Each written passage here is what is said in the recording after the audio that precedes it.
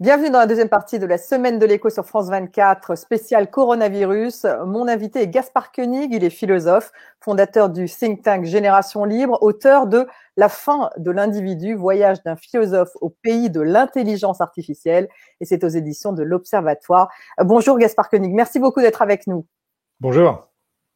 Vous venez d'écrire une sorte de pamphlet, Ralentir. C'est un texte rédigé pour la collection Tract chez Gallimard. C'est un éloge au ralentissement que vous avez découvert pendant ce confinement, Gaspard Koenig. Un confinement que vous dites bourgeois et privilégié. Mais du coup, vous éprouvez même une sorte de libération. Alors en quoi ? Oui, c'est quelque chose que je vois d'abord beaucoup autour de moi. Des gens qui étaient habitués, comme moi-même, à voyager tout le temps, à être constamment d'un train à l'autre, d'un rendez-vous à l'autre, d'un meeting à l'autre, et qui tout d'un coup sont obligés de se sédentariser et finalement trouvent que on apprend beaucoup en restant comme ça un peu reclus, qu'on réapprend peut-être à vivre avec soi-même et avec ses proches, et que on se demande finalement si ce grand ralentissement qui concerne pas seulement les existences individuelles, mais aussi l'économie, n'a pas des vertus ou n'est pas une sorte de ruse de la raison, pour parler comme Hegel, qui nous signale quelque chose, que peut-être le problème de notre monde, c'était moins la mondialisation ou le consumérisme que la vitesse et l'accélération perpétuelle et le besoin de toujours faire plus. Et ça, c'est et du coup, comme je suis confiné, j'ai le temps précisément de lire des livres sur le sujet, notamment une très belle monographie universitaire qui s'appelle Christophe Studeny sur l'invention de la vitesse. Et ce qui montre, ce qui n'est pas forcément très intuitif, c'est que la vitesse n'est pas venue avec la machine. La vitesse est venue avant la machine. La vitesse est une invention culturelle. Jusqu'au XVIIe siècle, on voyageait à cheval en France, mais on voyageait au pas. Et c'est seulement au XVIIe et au XVIIIe siècle, avec les Lumières, qu'on a construit des routes qui permettaient de galoper, qui permettaient d'accélérer le rythme des diligences, des turgotines. Stendhal va s'émerveiller qu'on puisse aller de Paris à Marseille en 3 jours dans ces nouvelles voitures qui sont donc des voitures à cheval. Comme vous dites, il s'émerveille Stendhal parce que c'est synonyme de progrès. Il s'émerveille, mais en même temps, déjà à l'époque, le début de la vitesse fait naître les premières interrogations. Et Stendhal se dit, oui, mais dans quelles conditions voyage-t-on? Un peu comme quand on est en classe éco aujourd'hui, on se dit, est-ce que ça vaut vraiment le coup de d'aller à Hong Kong en 12 heures, mais en étant ratatiné sur son siège? Et Stendhal dit exactement la même chose des diligences. Rousseau s'inquiète aussi, Flaubert aussi. Enfin, il y a tout de suite, dès que la vitesse apparaît, apparaissent les premières nostalgies de la lenteur, de l'oisiveté. Il y a eu des éloges de l'oisiveté, des éloges de la paresse depuis Lafargue, le gendre de Marx, jusqu'à nos jours. Je suis en train de lire un texte de Kundera aussi sur la lenteur des années 90.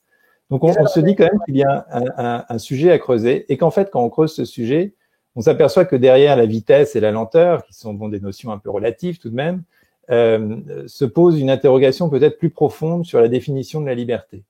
Et que, au fond, les modernes ont défini la liberté comme la multiplication des possibles. Plus on est libre, plus on peut faire de choses, plus on peut se déplacer, plus on peut se transformer soi-même, plus on peut être à la fois ici et ailleurs, physiquement ou sur le net, plus on peut acheter de choses différentes, plus on peut se réaliser dans la multitude des possibilités qui s'offrent à nous. C'était finalement le rêve des premiers humanistes, Pic de la Mirandole, qui dit la définition de l'homme, c'est de se transformer en ce qu'il veut. Et quelque part, ça nous mène jusqu'à l'angoisse des existentialistes, l'angoisse sartrienne, qui est l'angoisse devant justement l'infinité des possibles. Quand vous vous dites, à un moment donné, à une minute, à une seconde, au fond, je pourrais faire complètement autre chose, je pourrais être complètement différent, je pourrais aller ailleurs. Et quelque part, aujourd'hui, l'économie telle que nous la connaissons s'efforce de vous donner, de matérialiser cette possibilité, cette liberté de maximisation des possibles. Ah bah oui, effectivement, vous pouvez aller ailleurs, vous pouvez prendre un low cost pour Lisbonne dès demain, vous pouvez acheter un nouveau gel douche tout de suite. Mais est-ce que ce n'est pas justement la mondialisation que vous avez toujours défendue, Gaspard Koenig, qui a engendré cette accélération perpétuelle, encore plus forte que celle que vous décrivez? Alors j'espère qu'on peut justement, dans ce débat nécessaire qui est en train de surgir sur la mondialisation, qu'on voit d'ailleurs, dont on voit mieux maintenant les conséquences et les implications, puisque avec ce ralentissement, tout devient très concret. On comprend ce qui vient de Chine et ce qui ne vient plus, ce qui ne peut plus venir. On comprend comment les chaînes de production sont réparties autour de la planète. On le voit, ça devient tout de suite quelque chose d'extrêmement concret, puisqu'on n'a plus les mêmes produits en magasin. Et je pense qu'on peut peut-être repenser, trouver une ligne quelque part ligne de faille où on accepte de ralentir, mais c'est pas pour ça qu'on referme et qu'on garde ce qu'il y a d'excellent dans la mondialisation, c'est-à-dire l'ouverture, l'échange, la fin des frontières. C'est d'ailleurs pas le mouvement qui s'enclenche aujourd'hui, mais enfin c'est, je pense, ce pourquoi il faut continuer à lutter. Mais en revanche, on peut le faire de manière peut-être différente, à titre d'abord individuel, et repenser précisément, profiter de cette expérience qui a été celle du confinement pour repenser la notion de liberté. Et plutôt que d'assimiler la liberté à la multiplication des possibles, donc cette tendance humaniste existentialiste qui mène jusqu'à la folle accélération du clic ou d'Elon Musk qui veut nous envoyer sur Mars, définir la liberté comme un rapport à soi et la constitution d'une individualité singulière, et lire à ce moment-là plutôt Montaigne que Sartre, ce dont ce confinement m'a donné aussi l'occasion, parce que les essais de Montaigne, il faut vraiment avoir plusieurs semaines devant soi pour pouvoir les lire ligne à ligne. Ça se mérite. C'est un français qui est très rocailleux, qui est très étrange, qui est justement très personnel, puisque toute la philosophie de Montaigne, c'est de s'approprier le monde, c'est de transformer ce qu'il voit, ce qu'il lit, en quelque chose qui correspond à sa personnalité réelle, et donc de développer sa personnalité à mesure qu'il ingère, qu'il digère les expériences qui s'offrent à lui. Que ce soit donc c'est un peu l'éloge de la sédentarité que vous nous faites aujourd'hui. Oui et non, parce que par exemple Montaigne voyage, mais il a fait notamment ce grand voyage de Bordeaux à Rome de 1580 à 1581. Mais comment voyage-t-il? Et c'est ça qui est intéressant, puisque la lenteur, c'est pas forcément une vitesse, c'est un rapport à soi, c'est un rapport au temps. C'est un rapport au temps qui finalement laisse autant la place au cheminement, au trajet, qu'au but. En disant au fond le but c'est un prétexte. Aujourd'hui, le but, c'est tout. Et c'est la définition de l'utilitarisme. Il faut absolument atteindre le but, quels que soient les moyens employés. Il faut absolument aller à Hong Kong, même si on est replié sur un siège totalement inconfortable. C'est pas grave, parce qu'on va y arriver.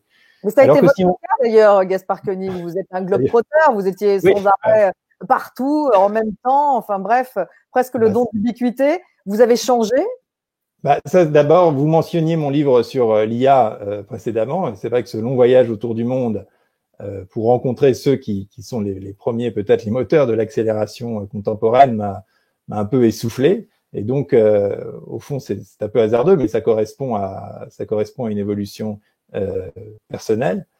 Et encore une fois, juste pour terminer, la manière dont Montaigne voyage, c'est que il chemine. Et donc, comme il chemine, il s'arrête, il fait des détours, il perd du temps, il exaspère d'ailleurs ses compagnons de voyage.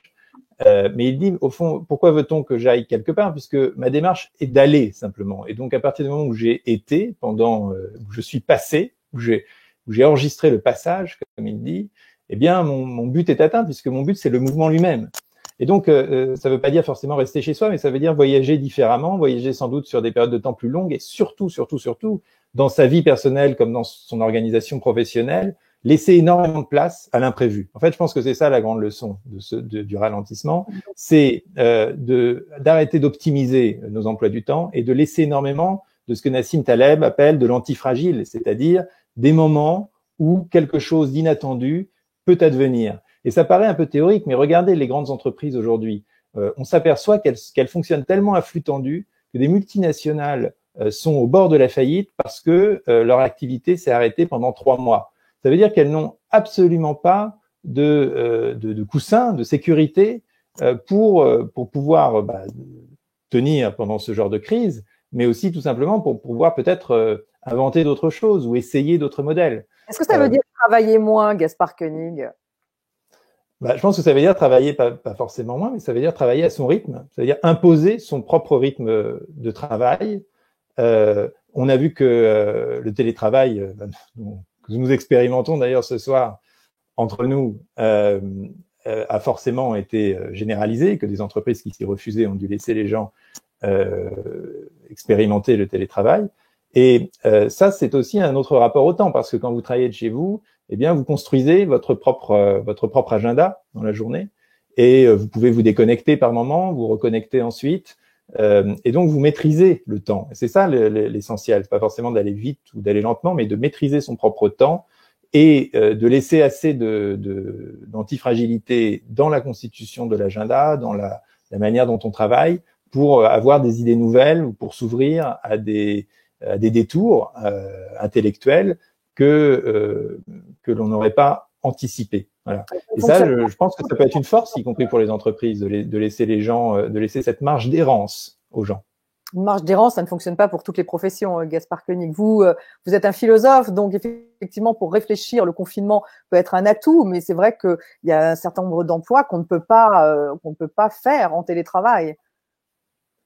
Oui, bien sûr, mais ce principe d'antifragilité, il s'applique, il passe pas forcément par le télétravail. C'est un exemple, mais je pense que en rendant par exemple les employés de plus en plus autonomes, en leur permettant de définir leur propre mission. Alors c'est évidemment facile à dire, diable est dans les détails, mais je pense que cette expérience-là pourrait nous amener à transformer les organisations en ce sens, pas d'un coup, et je me méfie énormément des grands soirs que j'entends ici ou là, parce que tous les intellectuels aimeraient appliquer leur propre système à ce virus et radicalement changer la société le jour d'après. Je pense que c'est une très mauvaise méthode, c'est la méthode des utopistes, et les utopistes ont toujours provoqué la souffrance en essayant d'imposer leurs rêves par la force. Donc il faut laisser les choses se faire, mais je pense que le mouvement qui s'engage peut être assez sain. Merci beaucoup, Gaspard Koenig, d'avoir été avec nous. C'est la fin de cette deuxième partie de la semaine de l'écho. Restez avec nous sur France 24.